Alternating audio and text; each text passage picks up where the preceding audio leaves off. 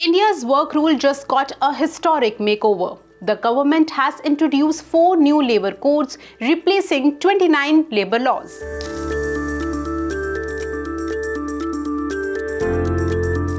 But what does these new labour codes mean for workers and employers, and how will it impact you and your salary? We explain.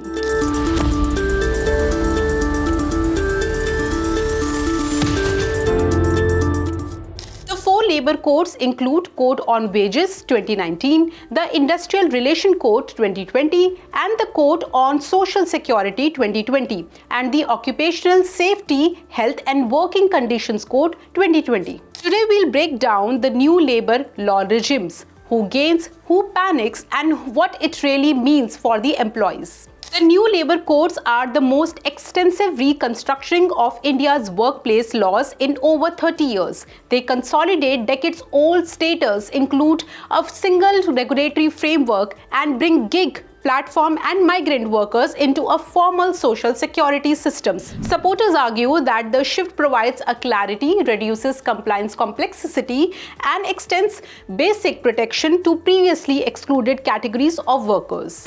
Now let's understand what changes for workers and employees. If we talk about key transformation under the labour codes, there is a formalization of employment. Earlier, appointment letters were not mandatory, informal hiring were widespread, but now all workers must receive a written appointment letter, ensuring proof of employment, transparency and legal protection. Universal social security. Gig platform workers and unorganized workers were mostly outside the social security system earlier, but now all workers including gig, platform and migrant workers will get PF, ESIC, insurance and other benefits. Talking about minimum wages for all, earlier minimum wages were applied only to the scheduled industries, leaving many uncovered. But now every worker has a statutory right to minimum wages and timely payment. Free annual health checkups. It is mandatory for all workers above the age of 40, prompting a preventive healthcare culture across sectors. Talking about women's workforce participation, women can now work night shifts in all sectors, including mining, manufacturing, and hazardous industries. With their consent and safety provisions, equal pay is also legally enforced. If we talk about ESIC coverage has expanded nationwide. Establishments with even one worker in hazardous processes brought under mandatory ESIC coverage.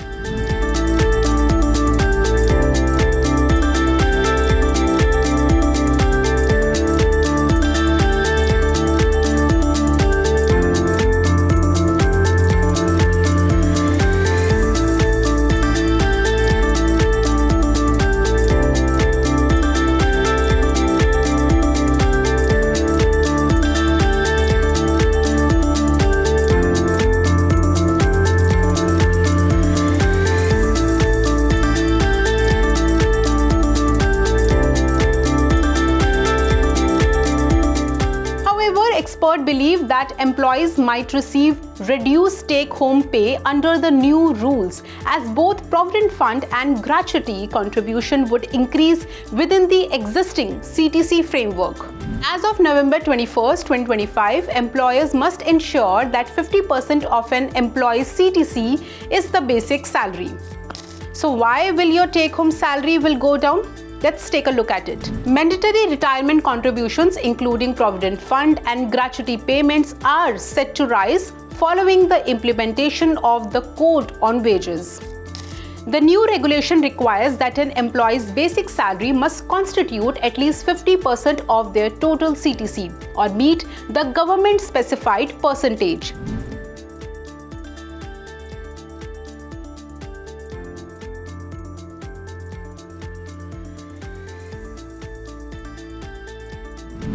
This adjustment will lead to higher contributions as both PF and gratuity calculations are based on an individual's basic pay. आज की तारीख में even before labor codes, fixed term contract employees तो वही business में हम हैं और permanent employees के बीच में actually कोई फर्क नहीं है. जो भी राइट्स या बेनिफिट्स परमानेंट एम्प्लॉइज को मिलता है वो same benefits fix term contract employees को भी मिलता है। सो फॉर एग्जांपल 4 इयर्स और 8 मंथ्स का मिनिमम टेन्योर होना चाहिए जिसके ऊपर आपको ग्रेचुइटी मिले। वो फिक्स टर्म कॉन्ट्रैक्ट एम्प्लॉइज और परमानेंट एम्प्लॉइज दोनों के लिए वही टेन्योर है। अभी दोनों का वही टेन्योर 1 साल हो गया है, ठीक है। सो यस, कॉस्ट बढ़ सकता है श्योर, क्योंकि 2 चीजें हैं। एक है यस, जैसे आप कह रहे थे, ग्रेचुइटी का टेन्योर, मिनिमम टेन्योर अब बस 1 साल हो गया है। सेकेंडली, आपका जो पीएफ वेज जो होता है, जिसके ऊपर पीएफ कंट्रीब्यूशन कैलकुलेट करते हैं ना, वो पहले ग्रॉस सैलरी का 50% था, अभी वो सीटीसी का 50% होगा, बिकॉज ऑफ विच थोड़ा आपका पीएफ कंट्रीब्यूशन भी बढ़ेगा।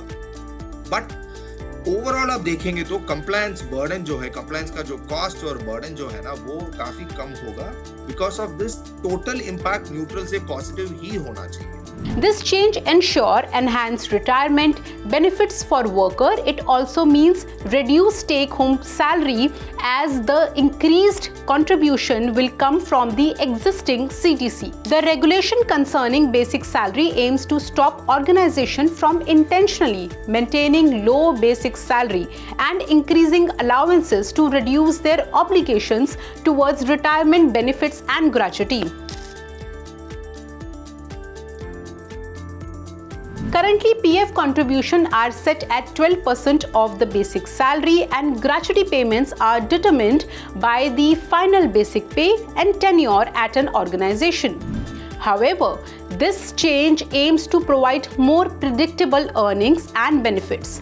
This structure enhances contributions to provident funds and gratuity, thus solidifying retirement benefits. By focusing on long-term security, these codes strengthen India's labor market dynamics.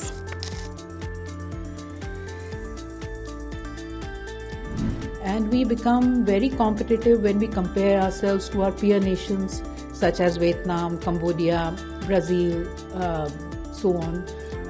We become very competitive because the working hours regulations have been relaxed, become more flexible. The states can decide the number of hours according to their investment requirements, how much investment they want to attract.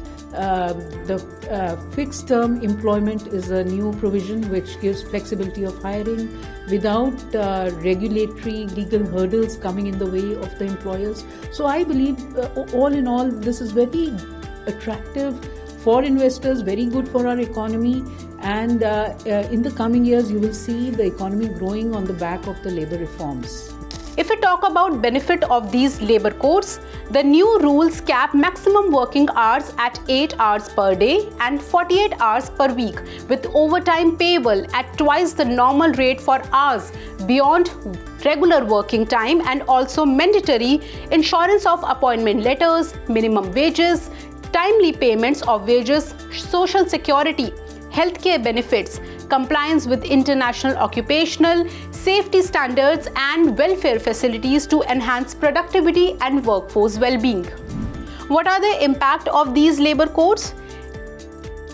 Talking about impact of new labor codes, India has rapidly expanded social security coverage from 19% in 2015 to 64% in 2025. The new labor codes accelerate this trajectory by making benefits portable, inclusive, and technology-driven.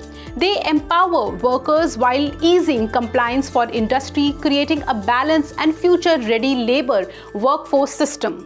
This historic reforms ensures that workers gain earlier access to security, dignity, health and welfare measures, reinforcing India's commitment to fair and future-ready labor ecosystem.